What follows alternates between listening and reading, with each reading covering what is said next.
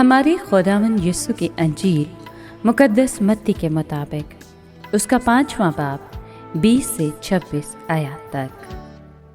ایک دن یسوع نے اپنے شاگردوں سے کہا کہ اگر تمہاری راستی فقیوں اور فریسیوں کی راستی سے زیادہ نہ ہو تو تم آسمان کی بادشاہی میں ہرگز داخل نہ ہوگے۔ تم سن چکے ہو کہ اگلوں سے کہا گیا تھا کہ تو خون مت کر، اور جو کوئی خون کرے عدالت میں سزا کے لائق ہوگا۔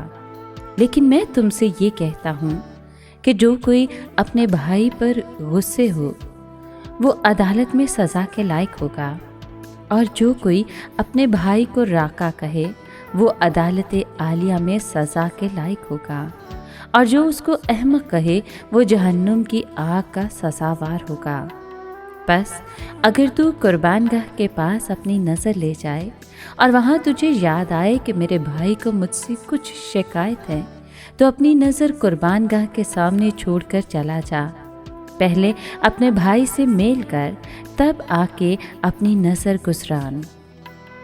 جب تک تو اپنے مدعی کے ساتھ راہ میں ہے، جلد اس سے میل کر، تا نہ ہو کہ مدعی تجھے منصف کے حوالے کرے اور منصف تجھے پیادے کے سپرد کرے اور تو قید خانے میں ڈالا جائے۔ میں تجھ سے سچ کہتا ہوں کہ جب تک تو کوڑی کوڑی ادا نہ کرے گا وہاں سے ہرگز نہیں چھوٹے گا۔ پاک کلام کے پڑھے اور سنے جانے پر خداوند کی برکت ہو۔ خدا کا شکر ہو۔ عزیز دوستو، کلام مقدس میں معاف کرنے کے بارے میں بار بار تلقین کی گئی ہے۔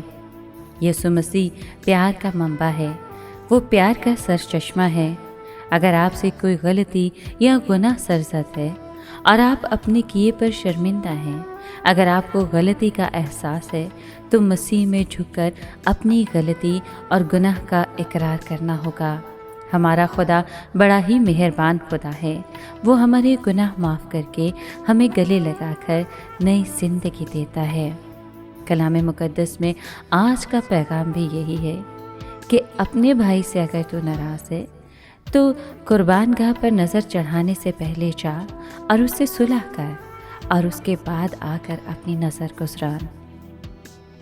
عزیز دوستو، آج ہمارے وہ بہن بھائی جو کچھ اس طرح سے پریشان ہیں کہ وہ آپس میں لڑائی جھگڑے میں مبتلا رہتے ہیں، مسیح کی راہ سے بھٹک گئے ہیں، ان کے لیے ہمارا یہی پیغام ہے کہ خدا کے حضور جھکیں، اپنی غلطی کا اقرار کریں، ایک دوسرے سے معافی مانگیں اور ایک نئی زندگی کی شروعات کریں جو گناہوں سے پاک ہو اور یسوع کی رضا کے مطابق ہو۔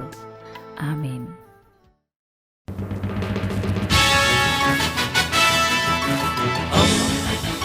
دوستی کا پیمبر، ریڈیو ویریتاس ایشیا۔